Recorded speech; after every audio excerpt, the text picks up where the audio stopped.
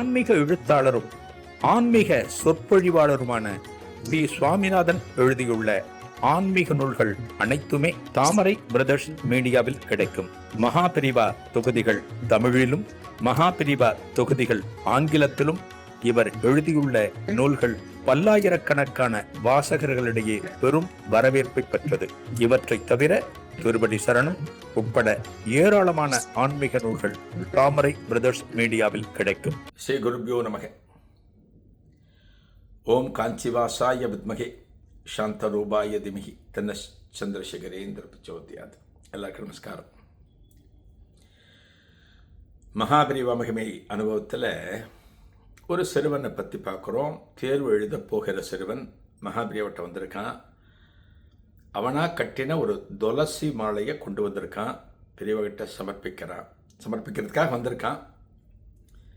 பெரியவகிட்ட கூட்டமாக இருக்குது. கைங்கரிய மன்றவாள்லாம் பக்கத்தில் நின்றுருக்கா. பக்தாள்லாம் வரிசையில் வந்துட்டுருக்கா. இவன் பெரியவாளுக்கு முன்னாடி பார்வைப்படுற ஒரு இடத்துல நிற்கிறான். நம்ம எப்போ போய் இவற்றை இதை கொடுக்கலாம் அப்படின்னு நினச்சி நிற்கிறான். ஒரு 5 நிமிஷம் போகிறது. என்ன ஸ்கூலுக்கு போகணும், எக்ஸாமுக்கு டைம் ஆச்சு, வீட்டுக்கு போகணும், ஒரு டிஃபனை சாப்பிட்ணும், ஓடணும். மகாபிரிவா பார்வை மேலே விழுறது. மகாபிரிவா அவனை பார்த்துட்டு,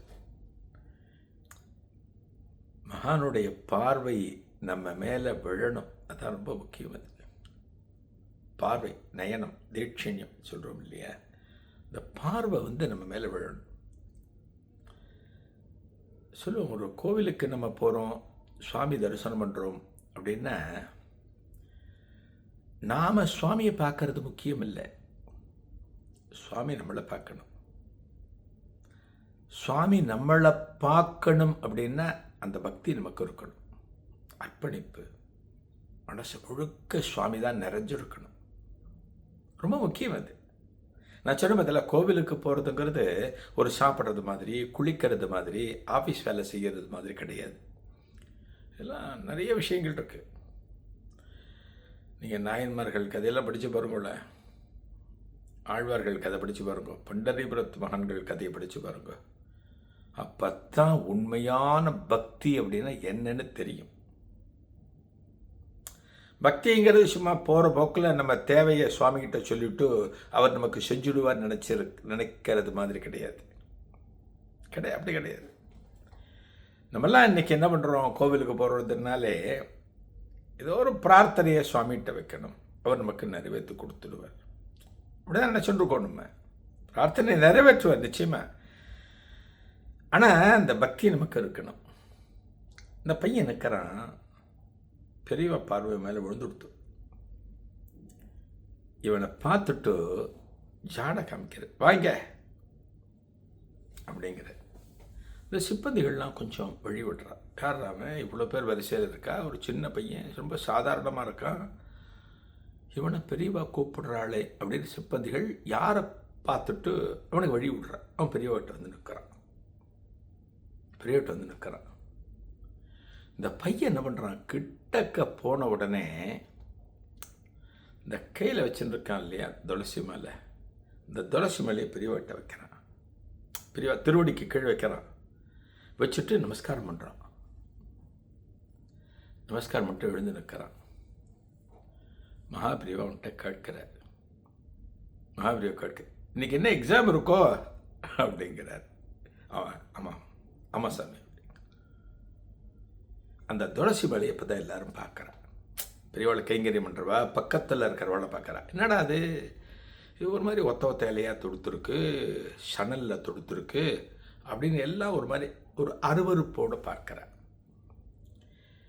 மகாபிரிவாளுக்கு கைங்கரியம் செய்து கொண்டிருக்கிற ஒரு தொண்டர் இந்த மாலையை பார்த்துட்டு, இந்த பையன் கட்டி கொண்டு வந்தான் இல்லையா, அதை பார்த்துட்டு அதை எடுத்து இங்கே ஓரமாக வைக்கலான்னு எடுக்கிறதுக்கு போகிறார்.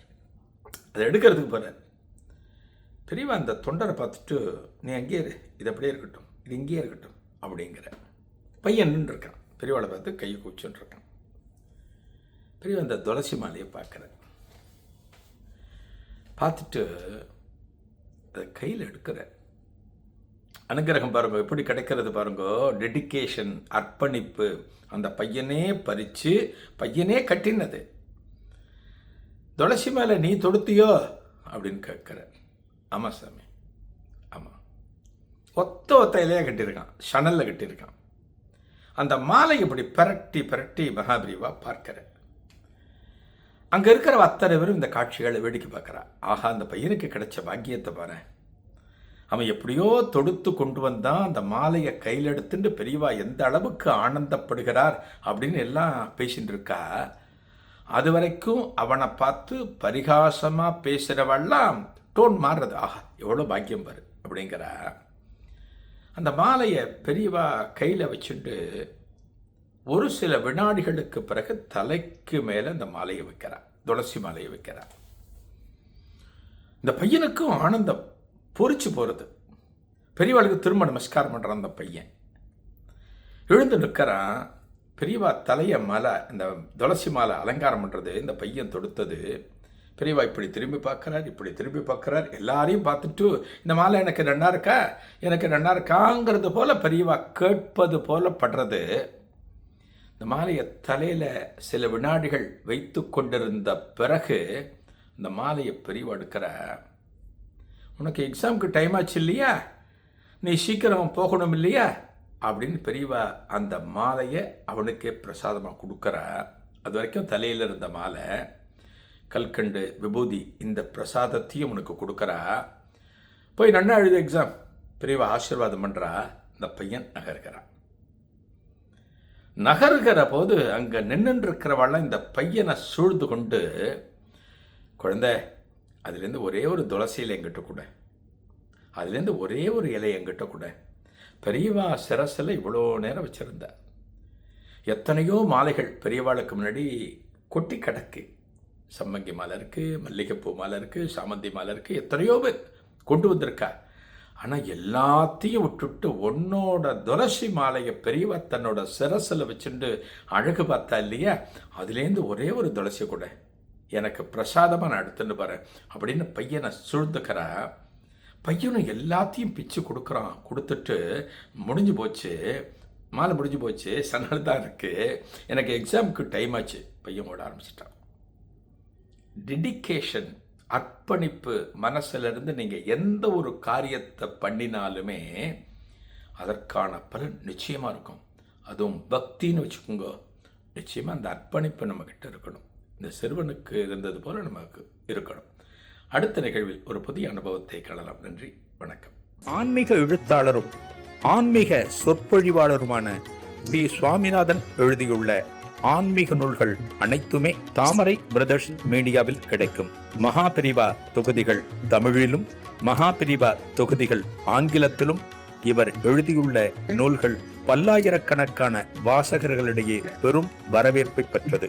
இவற்றை தவிர திருப்படி சரணம் உட்பட ஏராளமான ஆன்மீக நூல்கள் தாமரை பிரதர்ஸ் மீடியாவில் கிடைக்கும்.